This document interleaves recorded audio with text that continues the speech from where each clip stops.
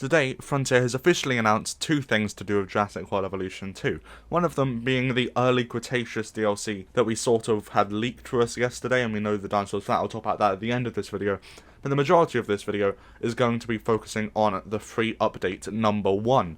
Now, this update is a really exciting update, because although Jurassic World Evolution 2 is a great game, and I'm really enjoying playing it at the moment and doing all of the challenge modes, I'm not above admitting it does have many flaws, such to do with like balancing issues and some really weird design choices that do need to be fixed. And the community has been quite outspoken about this, to the point if you go on one of their Twitter posts, all it is people complaining. But up until now, we haven't heard an answer for these issues from Frontier. They've been completely silent on it until today, where they've announced, again, the DLC and this update, which addresses practically all of the issues that we had, with a couple of exceptions. So, before I get into it, please remember to like and subscribe, it really does help me out, and yeah, please go do that. So, we're going to be going point by point through the patch notes of this new update that will be releasing on December 9th at 3 PM Central European Time. Don't know what that is in any other time zone, but you know, that's all you're going to get. So, first thing I know quite a few people were excited for is the fact that you'll now be able to get DFW building sets in Sandbox.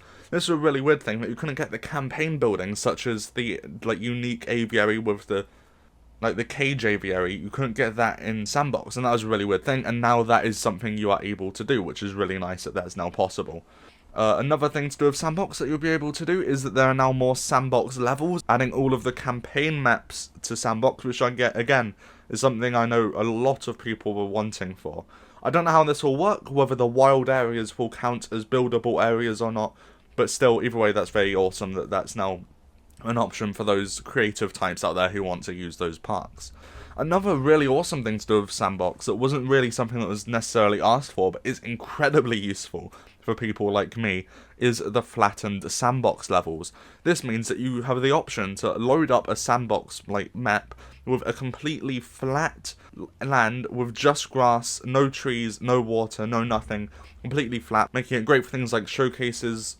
Straight off the bat, you can open it, start building a park, and you can get straight away with that. I've already set up a park to do a park for showcases anyway, but this is really awesome. It saves people the couple of hours it took, or probably less than an hour, the hour it took me to flatten the map and get rid of all of the trees and stuff. So that's another really awesome thing. Pterosaurs can now perch on rocks, which is really cool. I didn't even notice that was in the game before. That's really weird, but now they can do that, which is nice. And the main thing here is there has been a whole bunch of accessibility, or not accessibility, balance changes. I'm going to read through these balance changes, because there's quite a few here, and I won't be able to remember them off the top of my head.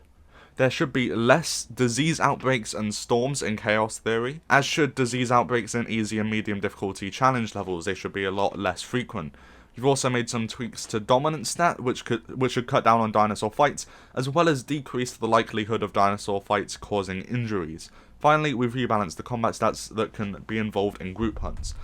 Basically, that means that diseases will stop being such an issue for you, as your pack of Velociraptors constantly fight each other. If they have a single social or aggressive one in there, they'll fight constantly. And you'll be sending an MVU back and forth, over and over again, to try and keep these dinosaurs from dying.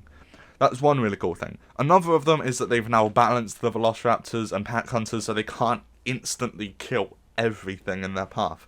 Because I believe the issue that was happening before would be that a Velociraptor would have an attack of 30 and maybe a defense of 10, and those were being added up with the other dinosaurs in the pack, and they were just instantly outscaling even the Indominus Rex. So now that that's been fixed, that's very cool, so yeah, we'll stop seeing completely unrealistic fights.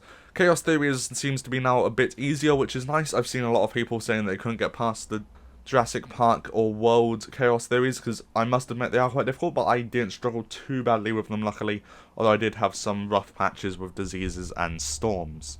Yeah, but that is basically all of the stuff in this new update. I know it doesn't sound like a lot, but a lot of these changes will have huge implications for quality of life while playing the game.